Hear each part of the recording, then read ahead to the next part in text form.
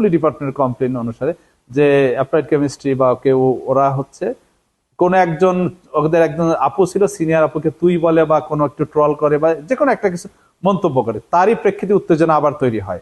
আমরা আবার যাই, আমাদের প্রক্টোরিয়াল টিম যায়, আমরা দীর্ঘক্ষণ প্রায় আধা ঘন্টার বেশি ধরে তাদেরকে বোঝানোর চেষ্টা করি, থামানোর চেষ্টা করি।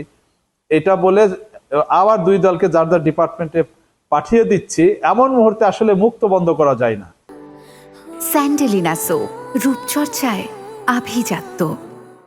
দেখা যায় যে দুইজন একে অপরের দিকে মুখে মুখে দূর থেকে বিভিন্ন রকম কথাবার্তা, বিভিন্ন রকম স্লেজিং শব্দ ব্যবহার করার কারণে আবার দুই দল মানে মুহুর্মুহু ভাবে তারা সংঘর্ষে কিছু সময়ের জন্য সংঘর্ষে লিপ্ত হয়। তখন আবার আমরা সেই পুরা সংঘর্ষের মাঝখানে গিয়ে আমরা ঠেকানোর চেষ্টা করি। পরবর্তীতে আমি পরিস্থিতি যখন দেখলাম একেবারেই নিয়ন্ত্রণের বাইরে যাওয়ার উপক্রম, তখন আমরা দুই বিভাগের শিক্ষকদেরকে ডেকে শিক্ষার্থীদের তাদের হাতে দায়িত্ব অর্পণ করে দিই। আমরা আপাতত পরিস্থিতি সামালদের ঠান্ডা করার চেষ্টা করছি এবং পরবর্তীতে আমরা এই নিয়ে ডিপার্টমেন্টের বিভাগের চেয়ারম্যান, বিভাগের শিক্ষক তাদেরকে নিয়ে বসবো যে এ ব্যাপারে আসল ঘটনা কিভাবে শান্ত রাখা যায় এবং কেউ যদি সত্যিকার দোষী হয় যে একটা বিষয় যে এত বড় একটা ঘটনা ঘটলো, আমি মনে করি তাদেরকেও আইনের মুখোমুখি নিয়ে আসা